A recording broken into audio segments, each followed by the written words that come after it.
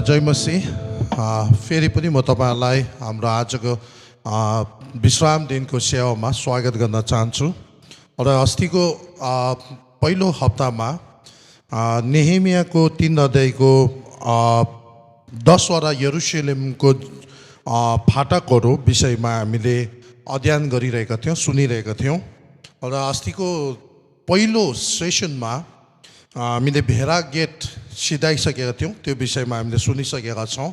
र आज म त्यहाँदेखि अगाडि लानेछौं। र त्योभन्दा अगाडि म नेहेमिया 3 अध्यायको 1 र 2 अनि 3 पदलाई म पढ्नेछु अनि त्यहाँदेखि अगाडि हामी हेर्नेछौं। 1 देखि 5 सम्म म फेरि एकचोटि पढेर त्यहाँदेखि हामी अगाडि हेर्नेछौं। प्रधान पुजारी एलाइसिब र तिनका संगी पुजारीहरूले काम सुरु गरेर भेरा ढोकाको पुनर्निर्माण गरे। तिनीहरूले त्यसका ढोकाहरू खडा गरे। तिनीहरूले यो काम 100 को बुर्जा र हननेलको बुर्जासम्म सके र त्यसलाई अर्पण गरे। यरीहोका मानिसहरूले त्यसैसँग जोडेको भाग बनाई र इस्रीका छोरा जकुरले अर्को भाग बनाए। अब 3 पदमा हेर्नुहोस् है। दोस्रो ढोका माछा ढोका चाहिँ हस्तसेनाका छोराहरूले पुनर्निर्माण गरे। तिनीहरूले त्यसका 70 बसाले र त्यसका छेस्केनी र अग्लाहरू लगाएर ढोकाहरू खडा गरे। उरियाको छोरा हक्कोसका नाति मोरोमोतले अर्को भाग मर्मत गरे। बरेक्याका छोरा मसेजेवेलका नाति मसुलमले अर्को भाग मर्मत गरे र त्यसको छेउको भाग बानाका छोरा सादोकले मर्मत गरे। तकोका मानिसहरूले अर्को भाग मर्मत गरे। तर तिनीहरूका भारदारहरू चाहिँ आफ्ना नाइकेहरूको निर्देशनमा काम गरेर आफूलाई नीच तुल्याउन मानेनन्। परमेश्वरले हामी सबैलाई परमेश्वरको वचनबाट आजको यो भागमा पनि तपाईलाई प्रशस्त आशिष गरेको हुन्। हामी छोटो प्रार्थनाको साथ अगाडि बढ्नेछौँ। परमेश्वर बुवा, हामी तपाईलाई फेरि पनि यो सुन अवसर अनि आशिषको लागि तपाईलाई प्रभु येशूको नाममा धन्यवाद चढाउँदछौँ। र विशेष गरी फेरि तपाईको वचनको लागि धन्यवाद, जो सत्य हो अनि जुन सत्यले हामीलाई मार्गदर्शन गर्छ, जीवनको उद्देश्य र लक्ष्य अनि अर्थहरू दिन्दछ। साथसाथै प्रभु अनन्त जीवनप्रति हामीलाई दोहोऱ्याउनमा सत्यताको साथ हामीलाई अगाडि बढाउनु हुँदछ। हामी तपाईलाई धन्यवाद दिन्छौँ। र यो सेसनमा पनि तपाईले हामी जतिजना यो भ्यू गरिरहेका छ, सुनिरहनु भएको छ, इभन म आफैलाई हाम्रो टिमलाई तपाईले अभिषेक गर्नुहोस्, आशिष गरिदिनुहोस्, अगुवाई गरिदिनुहोस्। र यो सम्पूर्ण सेसनलाई हामी तपाईको हातमा राख्छौँ। महिमा तपाईलाई होस्। प्रार्थनालाई आशिष माग्छौँ येशू प्रभुको नाममा, आमेन। अनि हामीले योभन्दा अगाडि हेरिरहेका थियौँ कि यरुशलेमको त्यो वाल जुन बनाएको छ, तर त्यो वालभित्र उनीहरूले एउटै मात्र ढोका बनाएन, एउटै मात्र फाटक बनाएन, 10 वटा फाटकहरू त्यहाँ निर्माण भएको छ। अनि त्यो 10 वटा फाटक पुरा अर्गनाइज तरिकाले एकदमै सही तरिकाले, सठिक तरिकाले, लथालिङ्गै तरिकाले होइन, तर एकदमै अर्डरली तरिकाले त्यो कुराहरू निर्माण गरिएको छ। अनि जुन ढोकाहरू एउटादेखि अर्को क्रमशः जुन बढेर जाँदछ, त्यसले वास्तवमा एउटा इसाई जीवनको हाम्रो स्टेजेसहरू, हामी कसरी हाम्रो विश्वासको यात्रा, इसाई जीवनको यात्रा यो संसारमा रहँदाखेरि कसरी त्यो यात्रा अगाडि बढाउनु पर्ने, त्यसको स्टेजेसहरू यसले बताउँदछ। र यसै कारणले गर्दा हामीले जब स्टेजेसहरू थाहा पाउँदैन, त्यो क्रमशः त्यो एक वटा जब हामीलाई थाहा हुँदैन या कहीँबाट सुन्दैन या कसैले सिकाएन भने वास्तवमा हामी धेरैचोटि सर्टकट एकदमै हिँडिपठाउँछौँ। अनि जसले गर्दा चाहिँ वास्तवमा परमेश्वरको जुन एउटा सिद्धान्त छ त्यसलाई हामी भायोलेट गरिपठाउँछौँ। अनि जसको कारणले गर्दा हाम्रो जीवनमा कतिचोटि फल्न सकेको हुँदैन। त्यसले गर्दा यो क्रमशः स्टेप बाई स्टेज एउटा स्टेजदेखि अर्को स्टेज आएको, अनि त्यो साथसाथै त्यसरी नै हाम्रो जीवनमा वृद्धि भएर गएको कारणले गर्दा एउटा एकदमै ब्यालेन्स खालको इसाई जीवन हामीभित्र सुरु हुन्छ।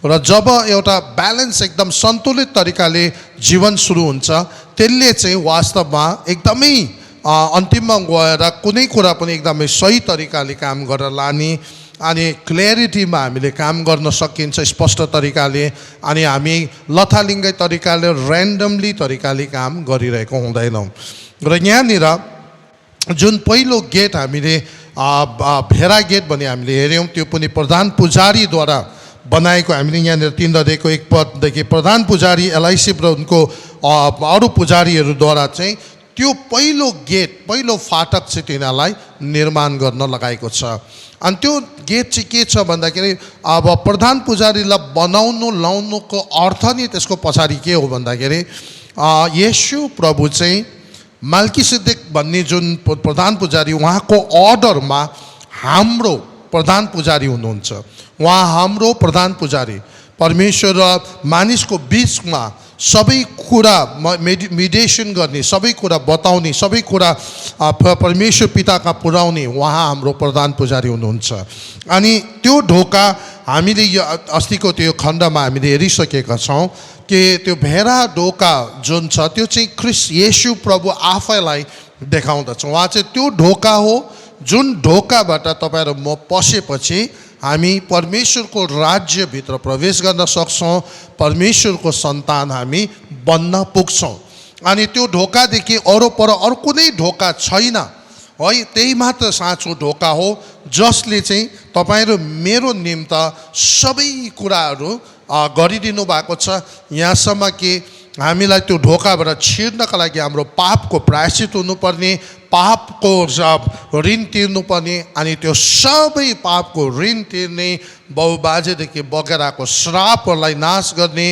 सबै कुराबाट छुटकारा गरेर स्वर्गको द्वार बनेर त्यो ढोकाबाट त्यो भेरा ढोकाबाट प्रवेश भएर हामीले उहाँलाई ग्रहण गरेर उहाँको सन्तान बनेर परमेश्वरको राज्यभित्र अगाडि बढ्ने कुराहरू हामीले त्यहाँबाट थाहा पाउँदछौँ र भेरा ढोका चाहिँ त्यो ढोका हो जुन ढोकाबाट तपाईँहरू म सबैजना प्रवेश गरेर आएका छौँ अनि आज जतिजनाले विश्वास गर्नुभएको छैन तपाईँहरू सबैजनाले विश्वास गरेर ख्रिस्टमा विश्वास गरेर त्यो भेरा ढोकाबाट छिरेर आएर परमेश्वरको राज्यभित्र तपाईँहरू पस्नुपर्ने हुन्छ अनि त्यही ढोकाद्वारा अनन्त जीवन अजम्बरी जीवन जो स्वर्गमा परमेश्वरसँग हामी प्राप्त गर्छौँ त्यो चाहिँ केवल त्यो ढोका मात्र हो जुन ढोका चाहिँ येशू प्रभु स्वयं हुनुहुन्छ अब जब एउटा मान्छे प्रभुलाई विश्वास गरिसकेर उहाँको सन्तान भइसकेपछि अब दोस्रो स्टेप है किन भन्दा यहाँनिर एउटा कुरा याद गर्नु पर्यो हामीले कि यस परमेश्वरको केवल हामीलाई ग्रहण गराएर पाप क्षमा गराएर उद्धार गराउने मात्र उहाँको लक्ष्य होइन उहाँको अर्को लक्ष्य चाहिँ के छ भन्दाखेरि अब हामी उहाँको सन्तान भइसकेपछि अब उहाँको राज्यभित्र हामीले जन्मिएपछि चाहिँ अब त्यहाँदेखि उसो त्यहीँभित्र त्यहाँको राज्यको सम्बन्धी सबै कुराहरू सिक्दै बुझ्दै त्यहीभित्र किङडम कल्चरभित्र राज्यको त्यो संस्कारभित्र हामी बढ्दै वृद्धि हुँदै अगाडि गएर एक दिन उहाँको राज्य अगाडि बढाउने वृद्धि गर्ने कुराहरूमा हामी सबै पनि भाग लिनुपर्ने बोलावट अनि आह्वान परमेश्वरबाट हामी थाहा गर्दछौँ त्यस कारणले गर्दा अब यहाँनिर अब केवल ग्रहण गरेर स्वर्गमा त लाने उहाँको उद्देश्य हो पनि जुन दिन एउटा व्यक्तिले आफ्नो पापको प्रायश्चित गरेर प्रभुको अगाडि क्षमा माग्छ अनि उद्धार उसले प्राप्त गरेपछि उसलाई त्यसै दिन परमेश्वरले आफ्नो राज्यमा उठाएर लानुहुन्थ्यो तर होइन यदि हामी त्यो प्रभुलाई विश्वास गरिसकेपछि पनि अझै पनि हामी यो संसारमा छौँ भने त्यसको पछाडि परमेश्वरको योजना छ अब प्रभुले हामीलाई अगाडि बढाउन चाहनुहुन्छ हुर्काउन चाहनुहुन्छ अनि बढाएर उहाँको राज्यमा काम गर्ने व्यक्तिहरू हामीलाई बनाउन चाहनुहुन्छ अनि जब परमेश्वरले हामीलाई हुर्काउने क्रममा अगाडि वृद्धि गराउने क्रममा कहिले पनि उहाँले गल्ती तरिकाले गलत तरिकाले अनियमित तरिकाले अन्दाजमा अन्धाधुन्दा तरिकाले कहिले पनि उहाँले हामीलाई अगाडि बढाउनुहुन्न किनभने उहाँ यस्तो असल गुरु अनि शिक्षक पनि हुनुहुन्छ जसले हामीलाई स्टेप बाई स्टेप है एक एक कुरा कदम बाई कदम स्टेप बाई स्टेप उहाँले हामीलाई के गर्नुहुन्छ हुर्काउँदै बढाउँदै अगाडि लानुहुन्छ, जसले गर्दा हामी एउटा ठाउँमा पुग्दाखेरि चाहिँ साँच्चै नै सबै कुरा स्पष्टीकरण पाइसकेको, क्ल्यारिटीमा आइसकेको, अनि मात्र हामी परमेश्वर अनि उहाँको राज्यको मिसन अनि उहाँको राज्यको दर्शनको कुराहरू हामी अगाडि लिएर हेर्न सक्छौँ। अब जब पहिलो ढोका भेडा ढोकाबाट हामी प्रभु येशूमा विश्वास गरेर त्यो ढोकाबाट हामी प्रवेश गरेर येशू ख्रीष्टभित्र हामी जब उहाँको राज्यभित्र जब हामी प्रवेश गरिसक्छौँ, अब त्यो ढोकादेखि अब भेडा ढोकादेखि अर्को एन्टी क्लकवाइज अब त्यो ढोका बनाउँदै बनाउँदै जाँदा चाहिँ घडी जुन दिशामा घुम्छ त्यसको ठिक विपरीत दिशाबाट जब तपाईँले पहिला भेडा ढोका जुन उत्तर दिशातिर छ त्यहाँदेखि ठिक त्यसको उता अब तपाईँ जाँदाखेरि चाहिँ कहाँ अर्को ढोका निर्माण हुँदछ, अर्को ढोका बन्दछ। त्यो ढोकाको नाम के छ? माछा ढोका भनेर भनेको छ। अनि यो माछा ढोका चाहिँ के हो त भन्दाखेरि अब त्यो समयमा यरुशलेममा गलिलीहरूले गलिलको झिलबाट जब माछाहरू पक्रेर यरुशलेमभित्र बिक्री गर्नका लागि, व्यापार गर्नका लागि माछाको बिजनेस गर्नेहरू त्यहाँ भित्र माछा लिएर आउनु पर्दाखेरि चाहिँ सबैजना त्यो ढोकाबाट छिरेर आउनुपर्ने अनि त्यही ढोकाबाट फर्किनु पर्दथ्यो। अनि त्यसले गर्दाखेरि यो सबै कुराहरू उनीहरूको एकदमै सिस्टमेटिक तरिकाले बनाएको थियो है। अब जसले जति बेला चाहियो जुनै ढोकाबाट प्रवेश गर्नु मिल्दैन थियो, किन भन्दाखेरि त्यो एक एकवटा विशेष कारणबाट त्यो ढोकाहरू बनिएको थियो, त्यो फाटकहरू बनिएको थियो। अब यो जुन माछा ढोका या माछा फाटक जुन छ, फिस गेट जुन छ, त्यो चाहिँ माछा व्यापारीहरूले यरुशलेमभित्र माछा लिएर आउने ठाउँ, उनीहरूले बिक्री गर्नको लागि माछा भित्राउने ठाउँ, साथसाथै अब उनीहरू सकेर आफ्नो बिजनेस सकेर फर्केर बाहिर निक्लिनुपर्ने अवस्था भयो भने पनि त्यही बाटोबाट उनीहरू जानु पर्दथ्यो। अनि यो चाहिँ वास्तवमा त्यो माछा ढोका त्यसरी उनीहरूले बनाएको थियो। तर अब अहिले हाम्रो त्यसको पछाडिको अर्थ हामीले हेऱ्यौँ भने वास्तवमा जब हामीले प्रभु येशूलाई मेरो उद्धारकर्ता अनि मुक्तिदाता भनेर हामी ग्रहण गर्छौँ अनि परमेश्वरको राज्यमा हामी उहाँको सन्तान भएर जब जन्म लिन्छौँ, अनि त्यसको पछाडि अब अगाडि त्यसको ठिक अगाडि चाहिँ के छ भन्दा परमेश्वरले हामीलाई के भन्नुहुन्छ भन्दाखेरि चाहिँ उहाँले आफ्नो चेलाहरूलाई भन्नुभयो मत्ती 4:19 पदमा, अब चाहिँ म तिमीहरूलाई है माछाको जालरी होइन तर मानिसहरूको जालरी बनाउने छु, तिमीहरू मेरो पछि लाग अनि म तिमीहरूलाई मानिसहरूको जालरी बनाउने छु। अनि यो चाहिँ वास्तवमा इसाई जीवनमा आउनु पर्ने जुन एउटा प्रगति छ, स्टेप बाई स्टेप अगाडि बढेर प्रगति गर्नुपर्ने कुराहरूलाई देखाउँदछ। एउटा मान्छे जब उसले येशू प्रभु मेरो पाप र अधर्मको लागि क्रुसमा मर्नुभयो अनि उहाँ मेरो निम्ति गाडिनुभयो, उहाँ मेरो निम्ति बौडिनु भयो भन्ने कुराहरू जब हामी भित्रबाट विश्वास गर्छौँ, महसुस गर्छौँ, भित्र थाहा गर्छ, हामीलाई एक किसिमको भित्रबाट हामी सधैँभर अनन्त अनन्त अजम्बरीको लागि बचाएको यो किसिमको आनन्द, अब म बाँचेँ भन्ने किसिमको मुक्तिको उमङ्ग भन्छ त्यो हामी भित्र आउँदछ।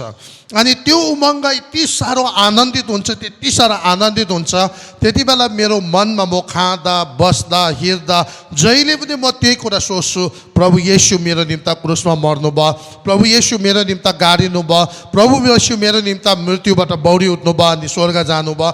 यी कुराहरू प्रभु मेरो निम्ति क्रुसमा मर्नुभयो, उहाँको यो कस्तो प्रेम, खै यो कस्तो खालको प्रेम हो, कति अनौठो किसिमको प्रेम हो भनेर दिन रात हामी एक किसिमको त्यो सोचमा त्यो खालको भित्र हाम्रो भइरहँदछ है।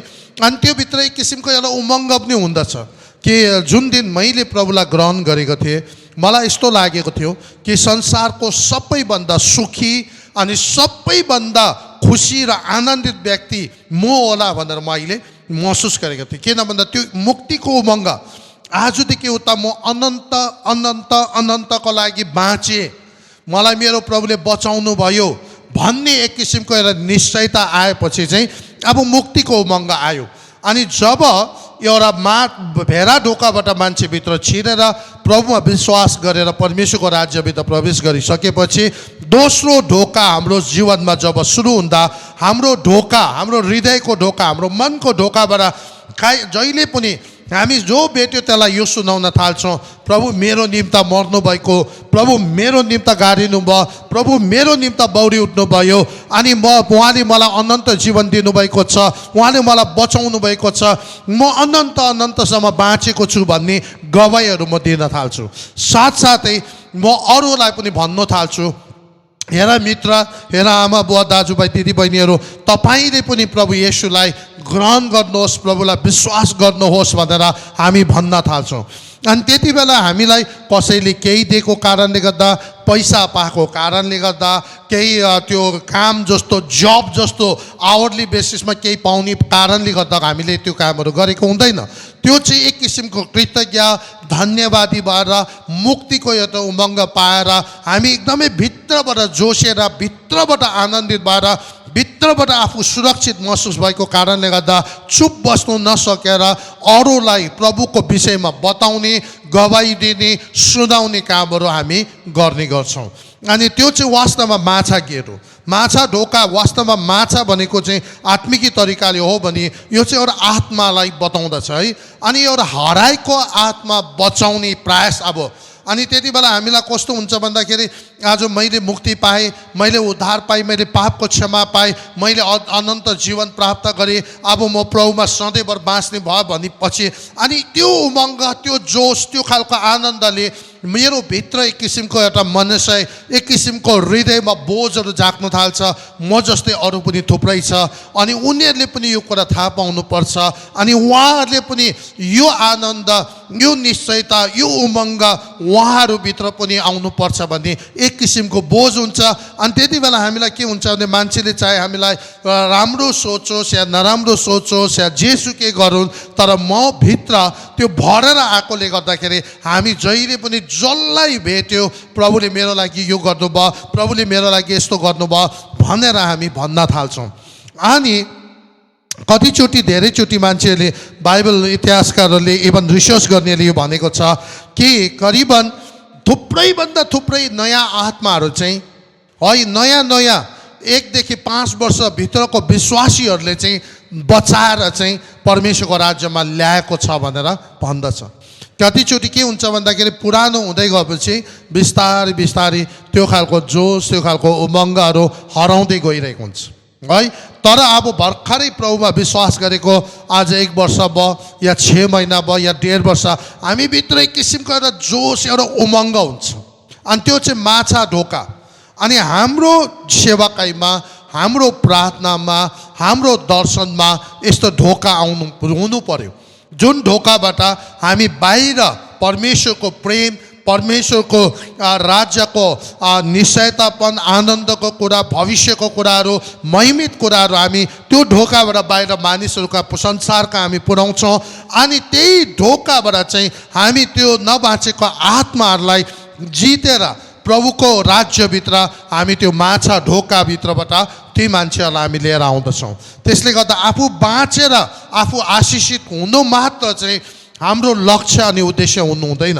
हाम्रो लक्ष्य अनि उद्देश्य चाहिँ आफू बाँचेर अरूलाई पनि बचाउने प्रयास हामीले पक्का गर्नुपर्दछ।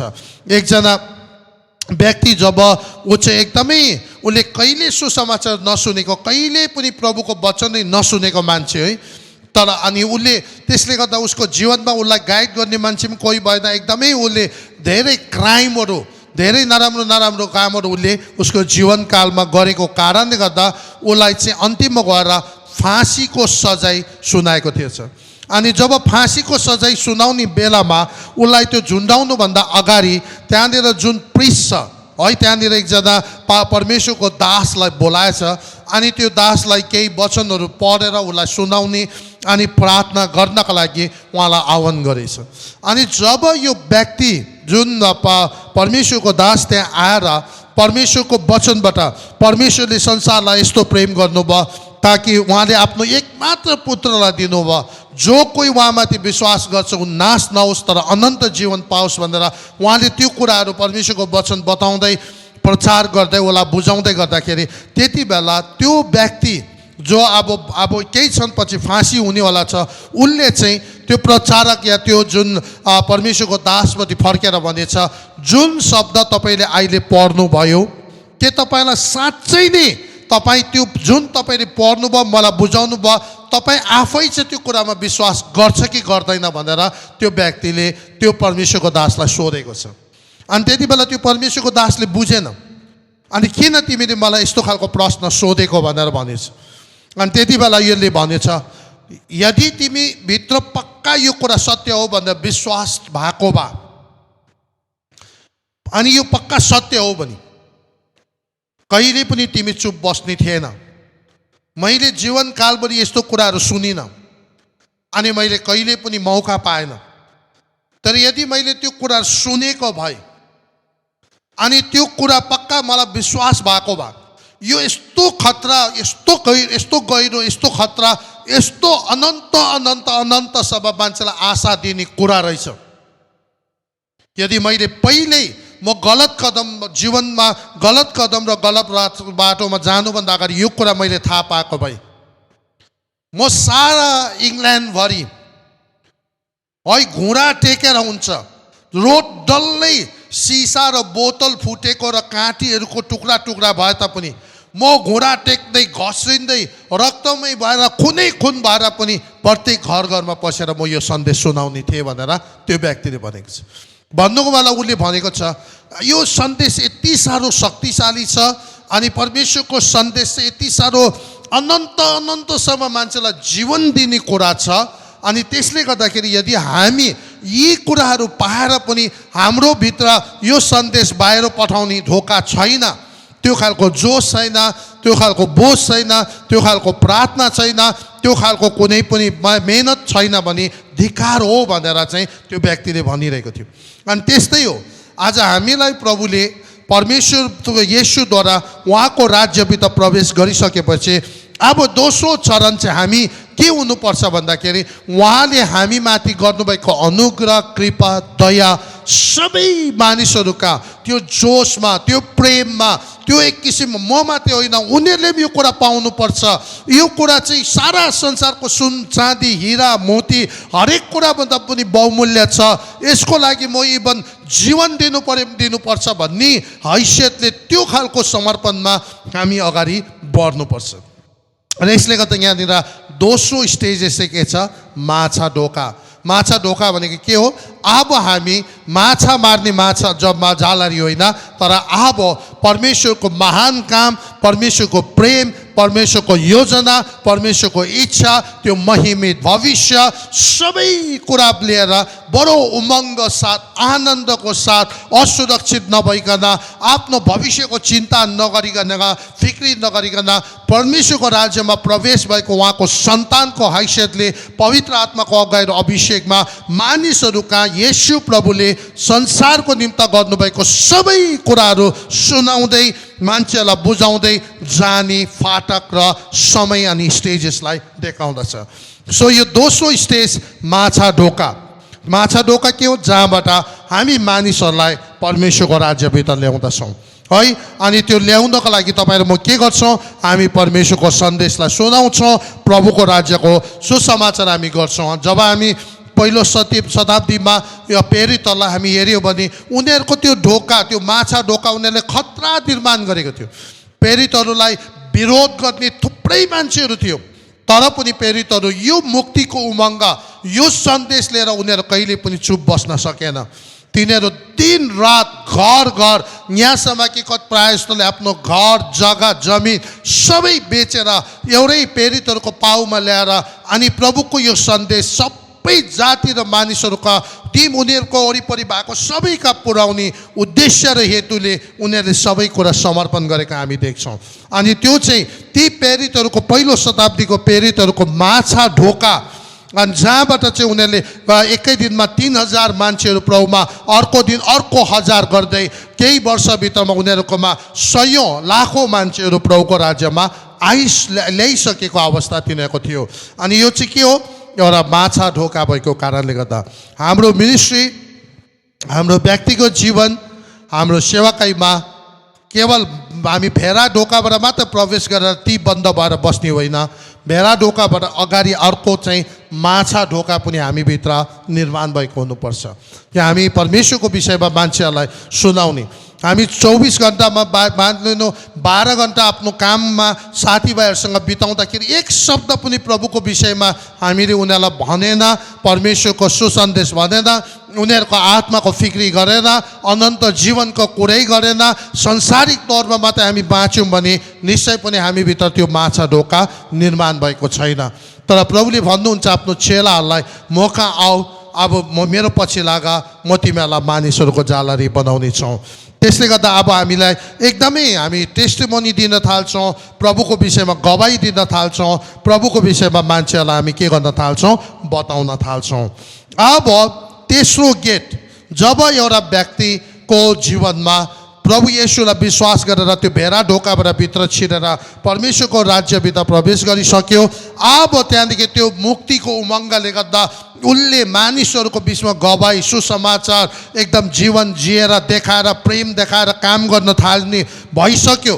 अब त्यो दुईटा अनुभव भइसकेपछि अब तेस्रो अनुभव, तेस्रो ढोका चाहिँ नेहमिया 3 को 6 पदमा यसरी लेखेको छ, योसना ढोका पसेका छोरा यहोदा र बसादेका छोरा मशुलेमले मर्मत गरे।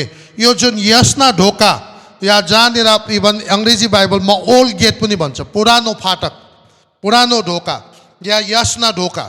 अनि यो ढोका यो के हो त है, एउटा मान्छे अब प्रभुलाई विश्वास गरेर चाहिँ भेरा ढोकाबाट भित्र प्रवेश गरिसकेपछि अब उसले मुक्तिको उमङ्ग, मुक्ति पाएको त्यो उमङ्गले गर्दाखेरि उसलाई खुसी भएर, उत्साहित भएर उसले चाहिँ मान्छेहरूलाई गवाही दिएर, सुसमाचार सुनाएर, मानिसहरूको जालरी भएर ऊ एउटा माछा ढोका उसको जीवनमा निर्माण भएर मान्छेहरू प्रभुमा ल्याउन थाल्यो है। अनि त्यहाँदेखि उता अब तेस्रो ढोका, जुन पुरानो ढोका, ओल्ड गेट या यसना ढोका, यो पनि त्यो व्यक्तिको जीवनमा, एउटा विश्वासीको जीवनमा अब तेस्रो स्तरमा यो ढोका सुरु हुँदछ। अनि यहाँनिर चाहिँ के छ भन्दाखेरि, यहाँनिर यर्मिया 6 को 16 मा हामी हेऱ्यौँ भने, यर्मिया 6 को 16 मा म तपाईँलाई पढेर सुनाउँछु। यहाँनिर यसरी लेखेको छ, परमप्रभु यसरी भन्नुहुन्छ, दो बाटोमा उभिएर हेर, प्राचीन मार्गहरूको विषयमा सोधा, असल मार्ग कहाँ छ त्यो सोधा, त्यसैमा हिरा, र तिमीहरूले आफ्नो प्राणको निम्ति विश्राम पाउनेछौ, र तिमीहरूले भन्यो हामी त्यसमा हिँड्ने छैनौँ। हेर, परम परमेश्वरको वचन यहाँ यर्मिया अगमवक्ताद्वारा यसरी भनेको छ, प्राचीन मार्गहरूको विषयमा सोधा, असल मार्ग कहाँ छ त्यो सोधा, र त्यसैमा हिरा है, त्यसले हाम्रो प्राणको रक्षा हुन्छ भनेर भनेको छ। यसको अर्थ चाहिँ के हो भन्दाखेरि, अब यो तेस्रो चाहिँ प्राचीन मार्गहरू, जुन एन्सियन्ट प्रिन्सिपल, फाउन्डेसन, जुन मेन जग पुरानो पहिलादेखि परमेश्वरको वचनको आधारमा बसालेको त्यो मार्ग, त्यो जग, त्यो जुन छ त्यो कुरा खोजी गर, त्यो तिमीहरूको जीवनमा निर्माण गर। विश्वासको जग, प्रार्थनाको जग, आराधनाको जग, इसाई जीवनको जग, दिनुको जग, हरेक कुराको दशंशको जग, भेटीको जग, प्रभुको राज्यको काम गर्ने जग, सबै कुराको जग चाहिँ पुरानो प्राचीन समयको मार्ग या प्रभुको वचनको आधारमा जो हिजो आज सदा सर्वदा एक समान हुनुहुन्छ, उहाँले पवित्र आत्माद्वारा प्रेरणा गरेर दिएको वचनको आधारमा जग बसालेर अगाडि बढ्नुपर्ने स्टेजलाई अब देखाउँदछ। अब यसले चाहिँ के देखाउँछ भन्दा, तपाईँको एउटा नयाँ विश्वासी प्रभुमा भेरा गेटबाट छिरेर ऊ विश्वासी भयो, अनि त्यहाँदेखि उभित्र मुक्तिको उमङ्ग छ, धेरै जोस छ, कहाँ कहाँ कतिचोटि एकदम जोसमा गएर चारैतिर विभिन्न सुसमाचार गर्छ, कोही ठाउँमा राम्रो पनि भइपठाउँछ, कतिजना मान्छेले प्रभुलाई विश्वास गरिपठाउँछ, कोही कोही ठाउँ उसले नजानेको कारणले गर्दा उल्टा कुरा, कतिलाई एकदमै गाह्रो हुने कुराहरू भनिपठाएकोले गर्दा कोही कोही ठाउँ उसले खेदो सतावट पनि सहनुपर्ने अवस्था हुन्छ। तर अब त्यहाँदेखि त्यतिमा मात्र नभएर अब त्यस्तो विश्वासीको जीवनमा तेस्रो स्टेज, तेस्रो एउटा भाग पनि सुरु हुनुपर्ने यहाँनिर देखाउँदछ। अनि तेस्रो भाग चाहिँ के हो, त्यो पुरानो ढोका, पुरानो प्राचीनको समयको परमेश्वरको वचनको सिद्धान्तमा उसको जीवनशैली, उसको सोच्ने तरिका, उसको दर्शन, उसको मिसन, उसको प्रार्थना, उसको सबै दिनी कुराहरूदेखि लिएर सबै आराधना त्यो जगको आधारमा बसालेको हुनुपर्दछ। अब यहाँनिर के छ भन्दाखेरि एउटा विश्वासको जग एकदमै बलियो तरिकाले निर्माण हुने कुरा अब यो तेस्रो ढोकामा पुगेपछि चाहिँ यो कुरालाई देखाउँदछ। अनि विश्वासको जग हामीले किन निर्माण गर्नुपर्छ भन्दा यर्मिया अगमवक्तालाई परमेश्वरले भनेको थियो। परमेश्वरले यर्मियालाई बोलाउँदाखेरि यर्मियालाई मिसन पनि दिनुभयो। अनि त्यो यर्मिया 1 अध्यायको 11 पदमा त्यहाँनिर लेखेको छ, यर्मिया मैले तँलाई बोलाएको कारण चाहिँ के हो त भन्दाखेरि परमप्रभुको वचन यर्मिया 1 को 11 मा मौका आयो, यसरी मौका आयो, मैले भने म हारे। यहाँनिर 1 को 10 मा म पढ्दैछु, हेर उखाल्न र भत्काउन, नाश गर्न र भताभुङ्ग पार्न, निर्माण गर्न र रोप्न म आज तँलाई जाति जाति र राज्य राज्यहरूमाथि नियुक्त गर्दछु। अब यो चाहिँ यर्मिया अगमवक्तालाई परमेश्वरले मिसन दिँदै हुनुहुन्छ। यो चाहिँ के हो भन्दा परमेश्वरले एउटा मान्छेलाई भेडा गोठबाट छिराएर उसको भित्र त्यो मुक्तिको उमङ्गले गर्दा ऊ गवाई दिनेहरू भएपछि अब परमेश्वरले चाहिँ तेस्रो स्टेजमा एउटा व्यक्तिको त्यो पुरानो सिद्धान्त, परमेश्वरको वचनको त्यो मार्ग, त्यो सिद्धान्त, प्राचीन मार्गमा उसको जग बसाल्ने परमेश्वरको इच्छा अनि योजना हो। अनि प्रभुले त्यसरी लानु चाहनुहुन्छ। अब त्यो जग बसाल्दाखेरि चाहिँ के गर्नुपर्छ भन्दा पहिला परमेश्वरले के भन्दैछ यर्मियालाई, पहिला हाम्रो जुन पुरानो जगहरू बसेको छ है, पुरानो हामी जुन संस्कारमा हुर्केर आयो, जुन विश्वासमा हुर्केर आयो, जुन परिवारमा हामी हुर्केर आयो, अनि त्यहाँनिर एक किसिमको एउटा बिलिफ सिस्टम हाम्रो मनभित्र, हाम्रो सोचभित्र, हृदयभित्र, चाहे त्यहाँभित्र लिखित होस् चाहे ओरल होस्, जस्तो सुकै होस्, तर एउटा बिलिफ सिस्टम, एउटा एक किसिमको हाम्रो भित्र जग बसेको हुन्छ। अनि परमेश्वरको वचनले के भन्छ भन्दा जब हामी एउटा प्रभुको सन्तान भइसकेपछि चाहिँ अब परमेश्वरको वचनको सिद्धान्त र वचनको आधारमा हाम्रो जग बसालिनु पर्दछ। त्यसले गर्दाखेरि पहिला के गर्नु पर्यो भन्दाखेरि पहिला चाहिँ पुरानो जति पनि हाम्रो आफ्नो जीवनमा बसालेको जगहरू छ त्यसलाई उखाल्नु पर्यो। पहिला चाहिँ त्यसलाई उखाल्नु पर्यो। पुरानो जुन स्कुलमा हामीले पढ्यो, हाम्रो गुरुबामा अनि त्यहाँदेखि हाम्रो समाजको मान्यजनहरूबाट, इभन बाउआमाबाट, जो कोहीबाट जे कुराहरू सिकेर देखेर हाम्रो मन सोच हृदयभित्र एउटा जग बसेको छ, जुन जग हामीले थाहा पायौँ कि सही होइन, तब हामी के गर्नुपर्छ भन्दाखेरि अब त्यो जग चाहिँ हामीले के गर्नुपर्छ, हाम्रो पहिला आफ्नो व्यक्तिगत जीवनमा उखालेर फ्याँक्नुपर्छ। त्यो जग उखालेर फ्याँकेपछि त्यहाँदेखि के गर्नु चाहिँ त्यसलाई भत्काउनुपर्छ। यदि उखाल्नु पर्ने छ भने उखाल्नुपर्छ, भत्काउनु पर्ने छ भने भत्काउनुपर्छ, नाश गर्नुपर्ने खालको छ भने नाश गर्नुपर्छ, भताभुङ्गे पार्नुपर्ने भने भताभुङ्गे पार्नुपर्छ। यो चाहिँ डेलिभरेन्स हुने 4 किसिमको तरिका हो। कोही कुरा चाहिँ उखाल्नु पर्ने छ भने चाहिँ भत्काएर हुँदैन, कुनै कुरा भत्काउनु पर्ने छ भने भताभुङ्गे पार्नु सक्दैन। त्यसले गर्दा यो स्टेजेसमा छ। यो चाहिँ पहिला उखाल्नुपर्छ, त्यहाँदेखि भत्काउनु पर्छ, त्यहाँदेखि त्यसलाई नाश गर्नुपर्छ, अनि भत्ताभुङ्गे पार्नुपर्छ। अनि यो चाहिँ के हो भन्दाखेरि जति पनि हिजोको पुरानो विश्वासको जग, हाम्रो सिद्धान्त अनि भ्याल्युज अनि बिलिफ, जे कन्सेप्टहरू हाम्रो हृदयभित्र पुरानो विश्वास संस्कारको आधारमा जति बसालेको छ त्यो सबै कुरालाई हामी के गर्नुपर्छ, उखालेर फ्याँक्नुपर्छ।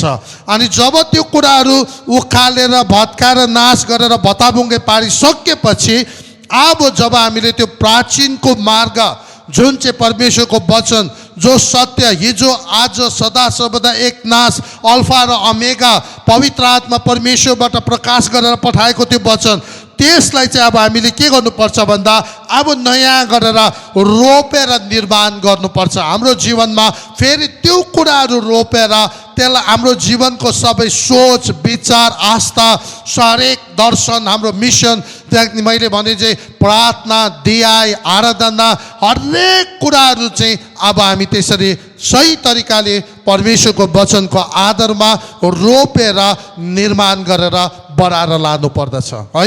यो चाहिँ एकदमै महत्त्वपूर्ण छ र यो कुरा चाहिँ अब पुरानो जग भत्काएर ईश्वरीय तरिकाले नयाँ जग बनाउने, जसलाई चाहिँ पुरानो गेट या अहिले गएर त नयाँ गेट पनि भन्छ, यो चाहिँ अब नयाँ सृष्टि हामी बनेका छौँ, पुरानो सबै भत्किएका छ, अब नयाँ तरिकाले हामी बनिनु पर्ने अब त्यो समयहरू आउँदछ है। र यो चाहिँ तेस्रो चरणमा, पहिलो भेडा गेट, दोस्रो माछा गेट, तेस्रोमा हामी के आयो, यो पुरानो गेट चाहिँ अब जति पुरानो कुराहरू सबै भत्काएर नयाँ बनाएर परमेश्वरको वचनको आदरमा एकदमै सही शिक्षा लिएर ईश्वरीय जग निर्माण गर्न पर्ने अवस्था आउँदछ।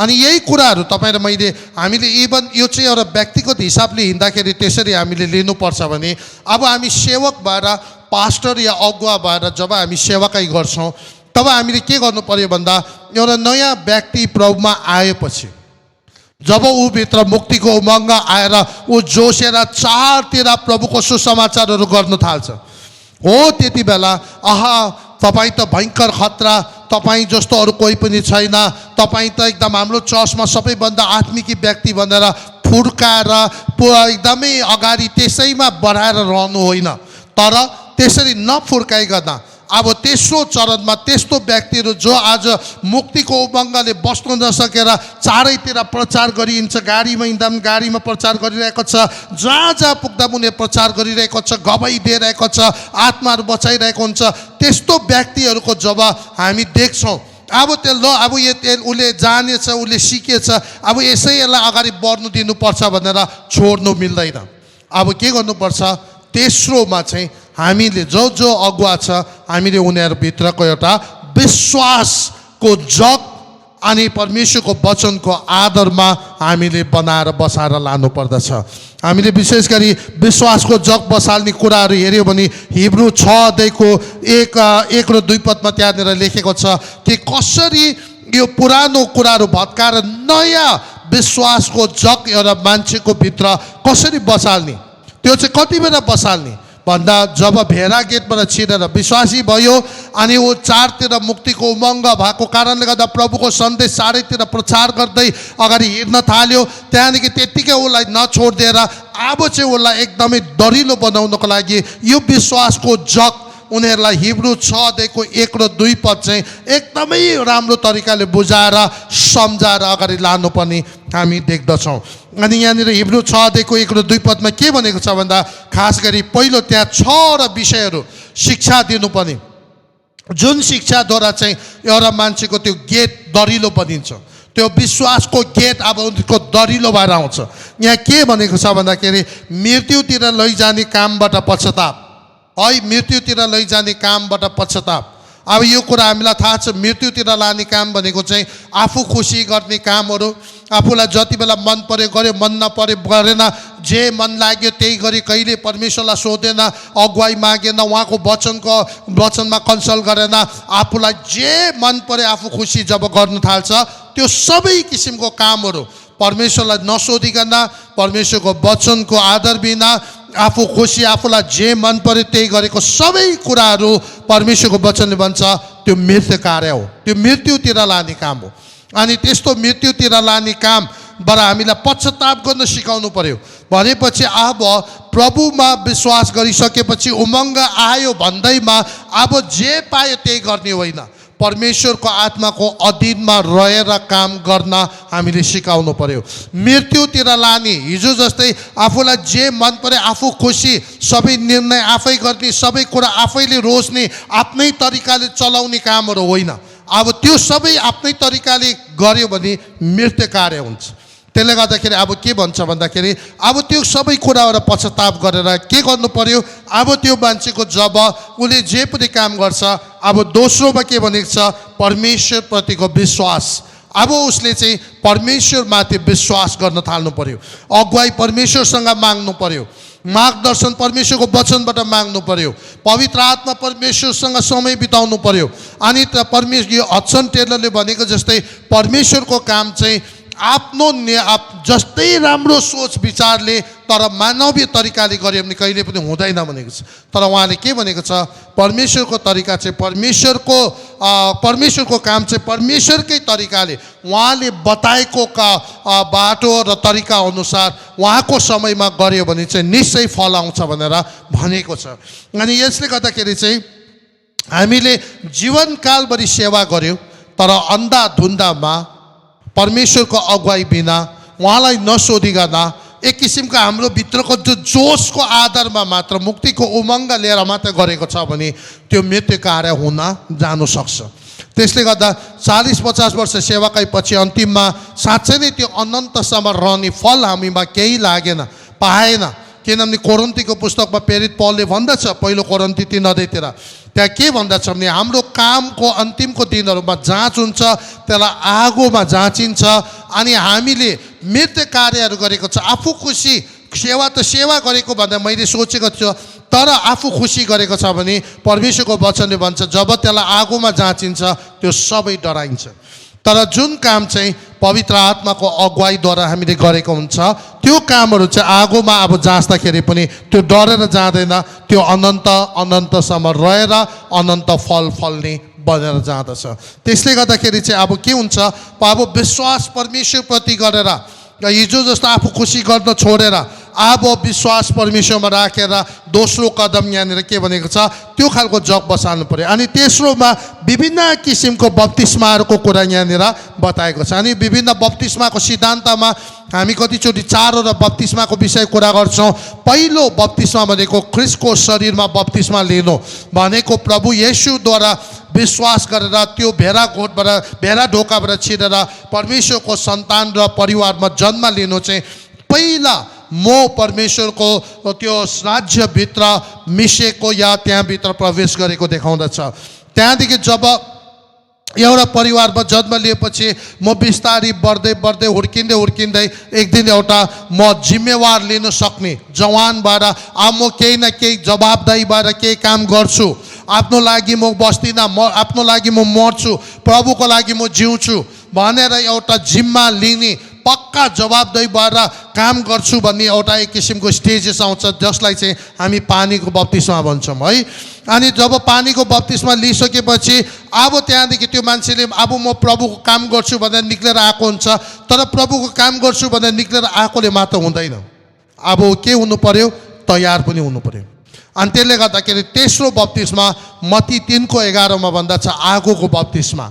अनि आगोको बप्तिस्मा चाहिँ के हो, एकदमै काँट भएर चाहिँ एकदमै गाह्रो परिस्थिति सबैतिरबाट गएर अन्तिममा गएर तपाईँ एउटा सुन जस्तै चाँदी जस्तै प्योर निखुर काम लाग्ने वस्तु भएर आउँदछ। हामीलाई सबैलाई थाहा छ है, डायमन्ड जुन छ हिरा त्यो चाहिँ जमिनभित्र जुन पत्थर कोइलाहरू छ त्यसलाई एकदमै प्रेसर आएकै भित्र आगो पुरा आगो तातेर पुरा प्रेसर भएपछि अन्तिममा गएर त्यो कोइला चाहिँ हिरा भएर आउँछ। पहिला कोइला हुँदाखेरि सायद कसैले मन पराउँदैन, त्यसको मूल्य पनि त्यत्रो छैन। तर त्यो आगो भएर धेरै लामो समय त्यो प्रेसरमा भएर गएपछि अन्तिममा गएर त्यो निखुर हिरा भएर निक्लेपछि चाहिँ अब त्यो बहुमूल्य भएर जान्छ। त्यस्तै एउटा आगोको बप्तिस्मा भनेको एउटा व्यक्तिले अब म प्रभुको राज्यमा काम गर्छु भनेर जवाबदेही जिम्मेवार भएर पानीको बप्तिस्मा लिएर संसारको लागि मर्छु, आफ्नो लागि मर्छु, प्रभुको लागि जिउँछु भनेर उभिएको बित्तिकै अब यो किसिमको तयारी, यो किसिमको काटछाट, यो किसिमको आगोमा भएर हामीलाई तयार गरिन्छ परमेश्वरले। अनि तयार हुनु पर्दछ। अनि त्यहाँदेखि उसो पवित्र आत्माको बप्तिस्मा, त्यहाँदेखि एउटा तयार भइसकेको मान्छे अब भरपर्दो जवाबदेही जिम्मेवार व्यक्ति भएपछि ऊभित्र पवित्र आत्माको बप्तिस्मा सामर्थ्य आएपछि उसले अब अगाडि काम बढाएर लाँदछ। त यहाँनिर हामीले के हेऱ्यौँ भन्दाखेरि पहिलो मृत्यु कार्यदेखि पश्चाताप, दोस्रो तपाईँको परमेश्वरप्रति विश्वास, तेस्रो बप्तिस्माहरूको सिद्धान्त।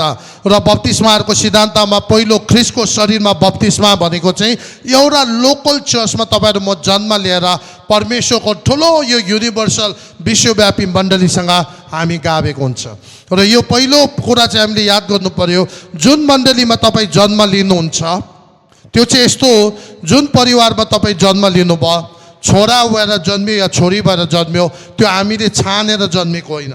जुन देशमा जन्मियो त्यो पनि हामीले छानेको होइनौँ। त्यस्तै त्यो परमेश्वरको इच्छा अनुसार आयो। त्यस्तै हामी जुन लोकल चर्चमा जन्म लिन्छ त्यो पनि परमेश्वरको इच्छा अनुसार आउँदछ। त्यसले गर्दाखेरि अब म यो घरमा जन्मियो, मेरो बाउ अलिक गरिब रहेछ, पढेको छैन रहेछ, पल्लोपट्टिको घरको बाउ चाहिँ पढेको धनी रहेछ भन्दैमा म बाउ साट्नु पर्यो भन्नु मिल्दैन। त्यस्तै म जन्मेको चर्च अलिक सानो तर उतापट्टि चाहिँ एउटा गतिलो मण्डली रहेछ भने यो चर्चको मेम्बर म भएर बस्दिनँ, उतापट्टिको मेम्बर हुनु पर्यो भनेर त्यसरी मण्डली साट्नु मिल्दैन। त्यो नसाट्नु चाहिँ परमेश्वरको इच्छा पुरा गर्नु हो।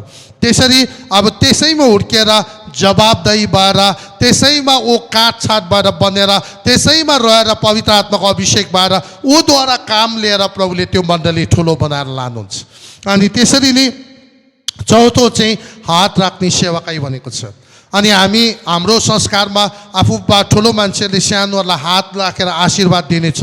अनि हामी पनि कतिचोटि आफूभन्दा ठुलोबाट आशिष थापेर हात हामी राखी माग्छौँ। तर अब याद गर्नुहोस्, हात राख्नु, कसैको टाउकोमा हात राख्नु र कसैबाट हात थापेर राखी माग्नु चाहिँ एउटा ठुलो जवाबदेही, ठुलो कुरा छ। जसले तपाईँको माथि हात राख्छ त्यो मान्छेभित्र जे छ त्यो कुरा तपाईँभित्र सर्छ। र तपाईँले पनि अरूको माथि हात राख्नुभन्दा अगाडि तपाईँले यो याद राख्नुहोस्, तपाईँले आफ्नो हातलाई कति सफा गरेको छ, कति तयार गरेको छ। र तपाईँले यहाँभित्र उस अर्को टाउकोमा हात राखेको बित्तिकै त्यो भित्र लोभ, लालच, आरिस गर्ने आत्मा लगाउँदैछ कि या पुरा प्रेम, आनन्द, शान्तिको आत्मा सार्दैछ, त्यो चाहिँ तपाईँहरू म आफूलाई थाहा हुनु पर्यो। हाम्रो हात कति तयार भएको छ। हाम्रो त कस्तो छ भने सानो नानीले पनि खेलौना माग्यो भने डुप्लिकेट भए पनि हामी बन्दुक किनेर ल्याएर हुन्छ। अनि त्यो सानो सानो नानीलाई, सानो कलिलो हातलाई ओरिजिनल त अब त्यसले थाम्दैन, तर डुप्लिकेट भए पनि बन्दुकको त्यो खेलाउनाहरू खेलाउन लगाइसकेको हुन्छ। अनि यो हात चाहिँ वास्तवमा मार्नका लागि, लुट्नका लागि, चोर्नका लागि, बेविचार गर्नका लागि, घुस लिनका लागि, घुस दिनका लागि, अरूलाई हेप्नका लागि, विभिन्न खालि स्वार्थपूर्ण काम गर्नका लागि यो हात बनाएको होइन। खालि आफ्नो लागि मात्र पनि प्रभुले यो दुईटा हात बनाइदिनु भएको होइन। यो हात चाहिँ परम प्रभुले अरूको शिरमा हात राख्दाखेरि आत्माको अभिषेक, दान, वरदान अनि चङ्गाई, छुटकारा, आशिषहरू सार्नका लागि प्रभुले यो हात बनाइदिनु भएको। साथसाथै यो हातले विधवा, बेसारा, गरिब, दुःखी सबैलाई सहायता पुर्याउनका लागि परमप्रभुले अरूको सुरक्षा गर्नका लागि यो हात बनाइदिनु भएको। यो हातले यो पृथ्वीलाई स्वर्ग जस्तै बनाउने मिसनभित्र कन्ट्रिब्युट गर्नका लागि यो हात परमेश्वरले बनाउनु भएको।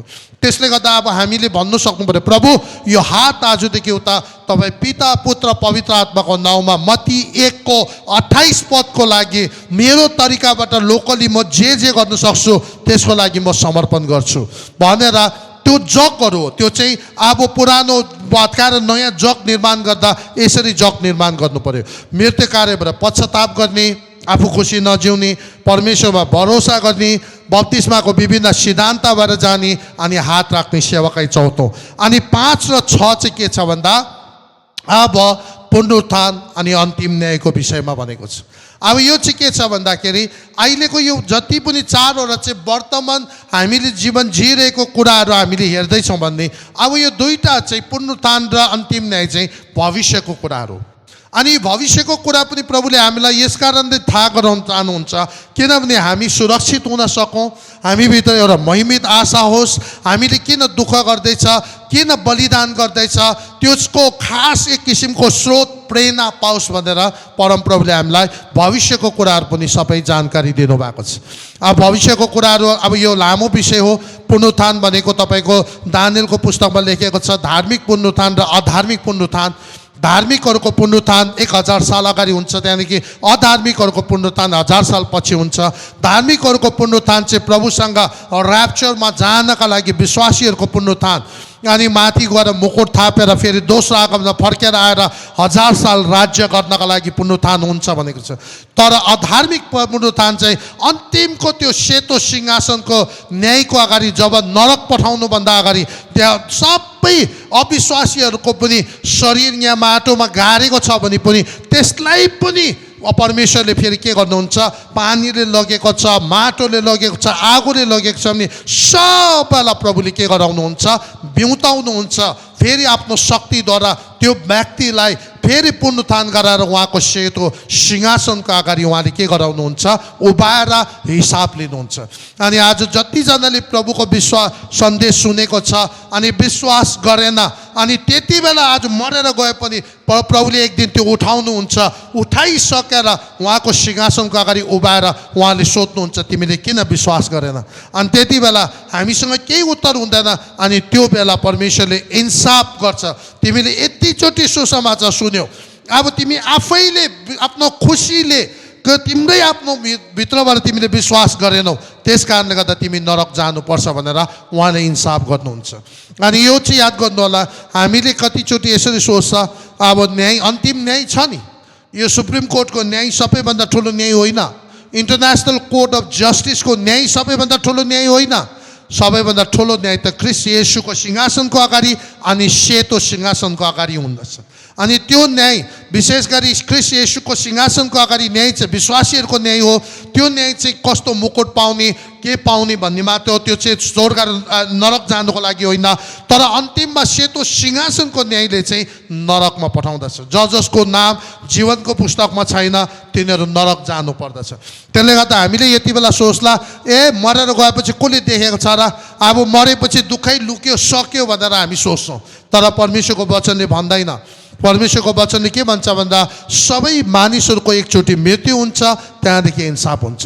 आज यहाँ मैले अन्याय गरिराखा, अत्याचार गरिराखा, अर्काको लुटेर राखे अरे, अरूलाई मार्यो पनि अरे, लुकेर बसे अरे, पुलिसले पत्ता लगाएन, सिबिआईले पत्ता लगाएन, कसैले पत्ता लगाएन, तपाईँ त्यसरी मरेर जानुभयो। तर परमेश्वरले एक दिन तपाईँलाई उठाउनुहुन्छ। माटो भइसकेको ठाउँ, आत्मा तपाईँको एउटा ठाउँमा राखेको हुन्छ, माटो जस्तो भइसकेको शरीरलाई पनि त्यो आत्मा लिएर आएर त्यो माटोबाट पनि शरीर बनाएर तपाईँलाई परमेश्वरको सिंहासनको अगाडि उभाएर त्यो सबै कुराको न्याय गरेर अन्तिममा तपाईँलाई परमेश्वरले नरकमा पठाउनु पर्दछ। त्यसले गर्दाखेरि हामीले यो नसोच्यो। त्यसले गर्दा यो फाउन्डेसन हो। हामी इसाईहरू कहिले पनि घाटामा जाँदैन। सही नै हुनु पर्यो भने पनि घाटामा जाँदैन। अहिले 20, 30, 40, 50 वर्ष सबैभन्दा बेसी दुःख, कष्ट, प्रेरणा, एकदम पीडामा जीवन बिताए अरे, घरबाट निकालिदिए अरे, जहाँ डेली तपाईँ एकदमै गाह्रो अवस्थामा तपाईँले जीवन बिताए अरे, तर प्रभुको काम गरिबस्नु भयो अरे। अनि हामीले कहिले पनि सोच्नु पर्दैन, ला यो जीवन त यो जुनी त दुःखमा बित्यो, म त घाटामा पर्यो भनेर हामीले सोच्नु पर्दैन। किन भन्दाखेरि हिब्रू 6 को 1 र 2 पदमा के भनेको छ, परमेश्वरले अन्तिममा के गर्नुहुन्छ, पुनरुत्थान गराएर न्याय गरिदिनुहुन्छ।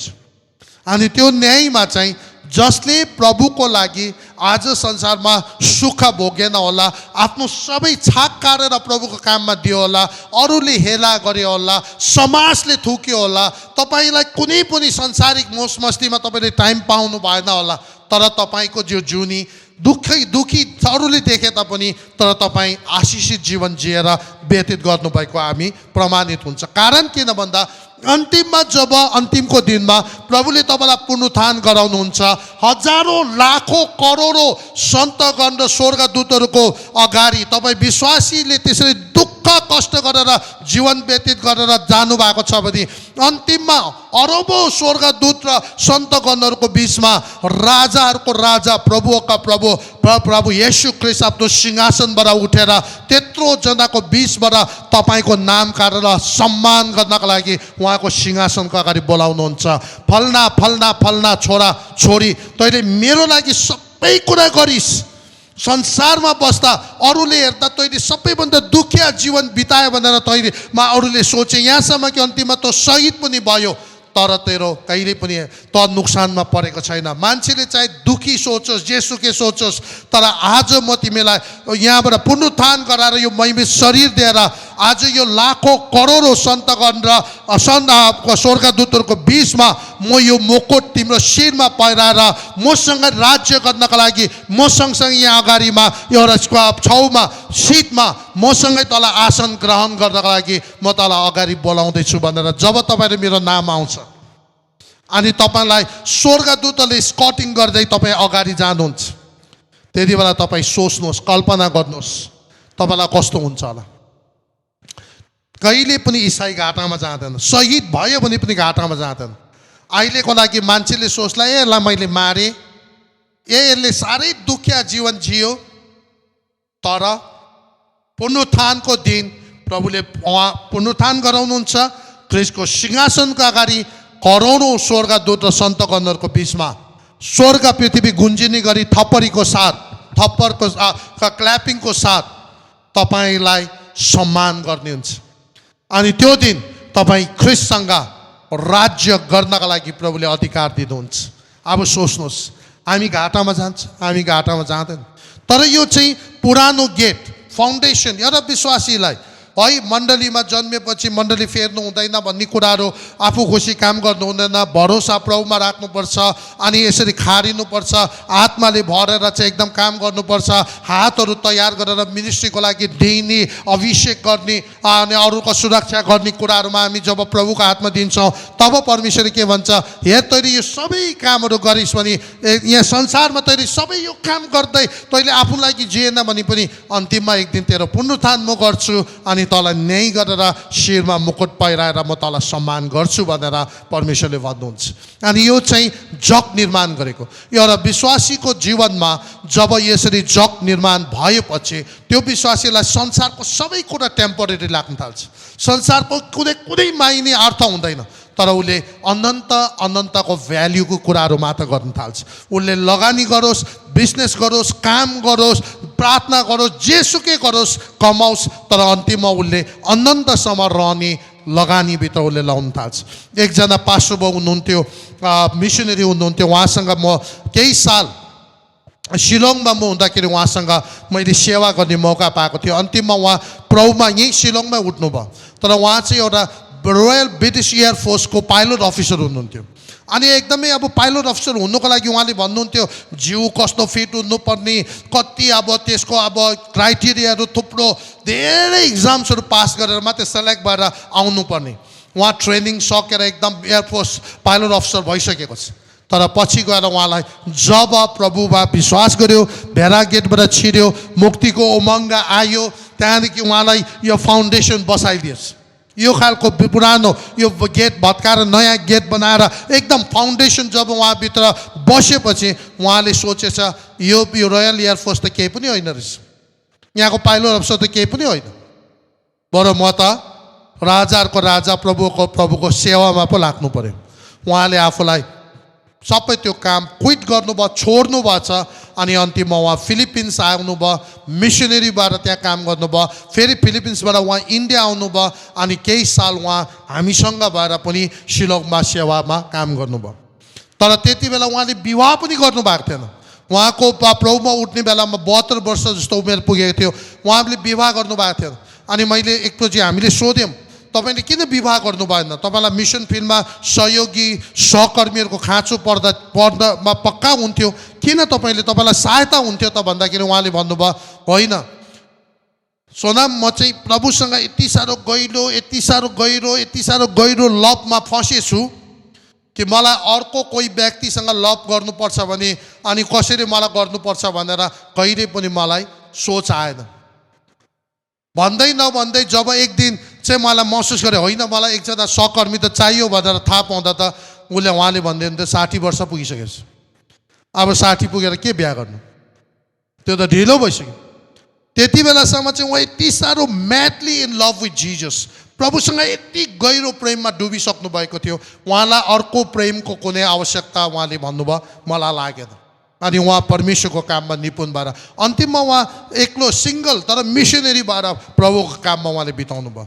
तपाईँले हेर्नुभयो भने भ्यालोर सुरु गर्ने डाक्टर इदा स्कुदर कहिले विवाह गर्नु भएन है। उहाँको इभन इङ्गेजमेन्ट भइसकेको विवाह पनि टुट्यो, किनभने उहाँको इङ्गेजमेन्ट पछि अब दुई तिन महिनापछि उहाँको विवाह हुनेवाला थियो।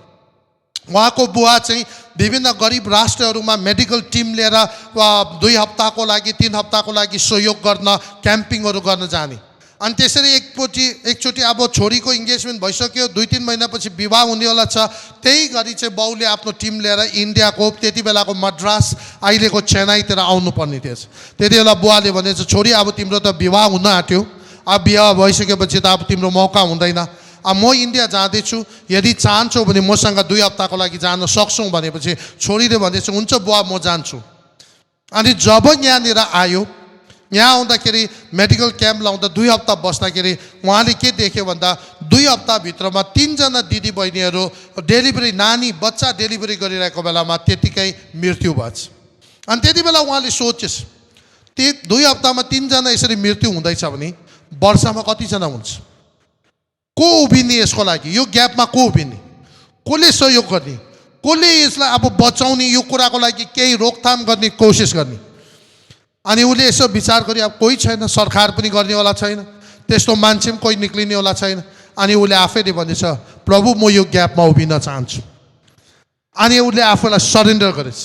त्यहाँदेखि उसले उता गएर आफ्नो जो विवाह हुने जो साथीसँग सल्लाह गरेछ, कुरा गरेछ, मलाई 1-2 वर्ष अझै टाइम दियो, म यसरी तयार भएर मेडिकल फिल्डमा केही तयार भएर त्यहाँनिर केही कुरा म गर्न चाहन्छु, त्यहाँदेखि मात्रै म विवाह गर्छु भन्दाखेरि चाहिँ त्यो केटाले भनेछ म तिमीलाई पर्खिन सक्दिनँ भनेर उहाँहरूको विवाहको त्यो इन्गेजमेन्ट पनि ब्रेक भयो। त्यो केटाले अर्को बिहा गर्यो। तर यो दिदीले के गर्यो भन्दा मेडिकल स्कुल गयो, MBBS सक्यो, त्यहाँदेखि फन्ड रेज गर्यो। त्यो सक्दा नसक्दा फन्ड रेज गर्दा 7-8 वर्ष भइसकेछ।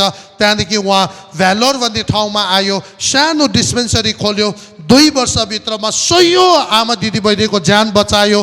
त्यो कुराहरूको हल्ला फैल्यो। त्यहाँदेखि अरू सरकार अरू ग्रान्ट दिनेहरूले पनि उहाँलाई सघायो। अन्तिममा गएर CMC भ्यालोर भएर आयो। अनि जसमा जहाँनिर लाखौँ मान्छेले सहायता पाएको छ। हजारौँ डक्टर्सहरू त्यहाँबाट निक्लेर आएको छ। हजारौँ क्रिस्चियन नर्सेसहरू त्यहाँबाट ट्रेन भएर आएको छ। थुप्रै मान्छेहरू त्यहाँबाट उपचार पाएर प्रभु येशूलाई विश्वास गरेको छ। तर एउटा छोरी ग्यापमा उभिएको कारणले गर्दा, एउटा छोरी उभिएको कारणले, अनि यो छोरीले उसको फाउन्डेसन दह्रो भएकोले गर्दा उसले सबै कुरा छोडिदियो। उसले विवाह संसारको विभिन्न कुराहरूलाई छोडेर उसले परमेश्वरको राज्यको लागि समर्पण गर्यो। अनि मलाई विश्वास छ सायद संसारमा हेर्दाखेरि उसको त विवाह पनि भएन, सन्तान पनि छैन भन्ला। तर ख्रीष्टको सिंहासनको अगाडि जब राजाको राजा प्रभुको प्रभु उठेर मेरो छोरी इदा अगाडि आऊ, म तिम्रो शिरमा यो मुकुट पहिराएर लाखौँ करोडौँको बिचमा तिमीलाई मुकुट पहिराउँदै सम्मान गर्दै मेरो छेउको सिंहासनमा तिमीलाई बसालेर मसँग सधैँ राज गर्नका लागि म तँलाई अधिकार दिन्छु भन्दा कस्तो हुन्छ होला? त्यसले गर्दा हामी इसाई कहिले पनि घाटामा जाँदैन। तर हामी केवल विश्वासी भएर मात्रै हुँदैन, मुक्तिको उमङ्गको जोसमा खाली प्रचार गरेर मात्रै हुँदैन, तर अब तेस्रो नम्बरमा हाम्रो फाउन्डेसन पनि दह्रो गरेर बनाउनु पर्छ। हाम्रो जगलाई एकदमै दह्रो गरेर बनाउनु पर्दछ। अनि त्यो जग चाहिँ परमेश्वरको वचनको आधारमा, परमेश्वरमा विश्वासमा, विश्वासको जग, प्रार्थनाको जग, आराधनाको जग, ध्यायको जग, मिसन भिजन सबैको जग चाहिँ परमेश्वरको वचनको आधारमा बसालेको हुनुपर्दछ। अनि आज हामीले माछा गेट र पुरानो गेट हामीले यहाँ सक्यौँ। अब अर्को सन्डेको बेला चाहिँ हामी बेसी गेट र अनि त्यहाँदेखि 4 गेट भन्ने हामी त्यसलाई हेर्नेछौँ। अनि यो चाहिँ सबै क्रमशः एउटा इसाई जीवनको वृद्धिबाट आउने कुरालाई देखाउँदछ। र प्रभुले तपाईँहरू सबैलाई सहायता गरून्। अनि यो सबैको जीवनमा यसरी प्रक्रिया भएर स्टेप बाई स्टेप जानुपर्छ। अनि चाहे हामी जति नै पुरानो प्रभुमा भइसकेको पुरानै किन नहोस्, तर यदि हामी यसरी गएको छैन भने हामीले फेरि सुरु गर्न सक्छौँ। अनि यसरी स्टेप बाई स्टेप लग्यौँ भने निश्चय परमेश्वरले हाम्रो जीवनमा काम गर्नुहुनेछ। र प्रभुले तपाईँहरूलाई धेरै धेरै आशिष गरून्। हामी छोटो प्रार्थनाको साथ अब यो सेसनलाई यहाँनिर अन्त गर्नेछौँ। अनि नेक्स्ट अर्को सेसनमा म अरू 2टा या 3टा गेट जति भ्याउँछौँ हामी हेर्नेछौँ। जम्मा 10वटा गेट छ। मेरो प्रयास हुनेछ अर्को अरू 2टा सेसनमा यो बाँकी 7वटा गेटलाई हामी सक्ने कोसिस गर्छौँ। यदि सकेन भने कमसेकम 3 सेसनमा हामी प्रयास गर्नेछौँ।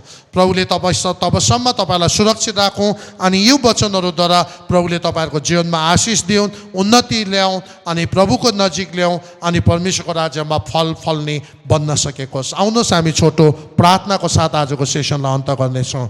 दयालु परमेश्वर बुवा, हामी तपाईँलाई धन्यवाद चढाउँदछौँ। विशेष गरी तपाईँको वचन 1 कोरिन्थी 14:33 लेखेको छ, तपाईँ गोलमालको परमेश्वर हुनुहुन्न, तपाईँ एकदमै शान्ति या अर्डरको परमेश्वर हुनुहुन्छ। तपाईँले हाम्रो जीवन जब बढाउँदा हुर्काउँदा लथालिङ्गै ऱ्यान्डमली तरिकाले तपाईँले हुर्काउनु चाहनुहुन्न, तपाईँले एउटा स्टेजमा स्टेप बाई स्टेप हामीलाई ल्याउनु चाहनुहुन्छ।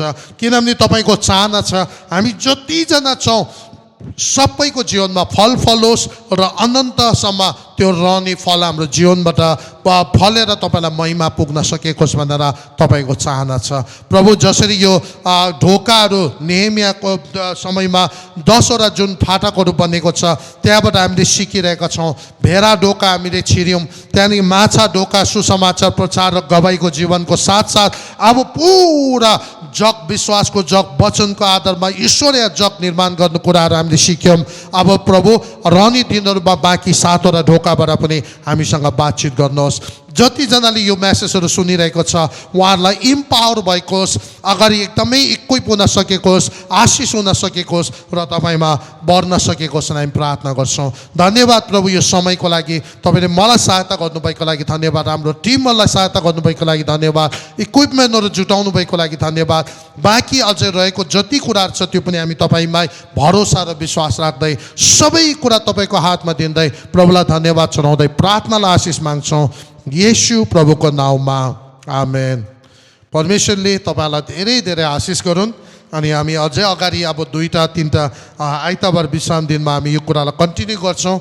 अनि यो सेसनहरूबाट प्रभुले तपाईँलाई धेरै धेरै आशिष गरेको हुन्। अनि परमेश्वरले तपाईँहरू सबैलाई एकदम उहाँको आनन्दमा सुरक्षामा राखुन्। अनि यो विभिन्न परिस्थिति संसारमा धेरै कुराहरू परिवर्तन भइरहेको छ, अन्तको दिन फेरि पनि म भन्छु नजिक छ, ढोकामै छ, तर पनि प्रभुले अझै पनि हामीलाई तयार गर्दै हुनुहुन्छ ताकि थोरै समय जुन रहेको छ त्यो समयमा हामी उहाँको राज्यको लागि फल फलाउन सकौँ अनि उहाँलाई महिमा दिन सकौँ। प्रभुले तपाईँहरू सबैलाई आशिष गरून्। जय मसीह।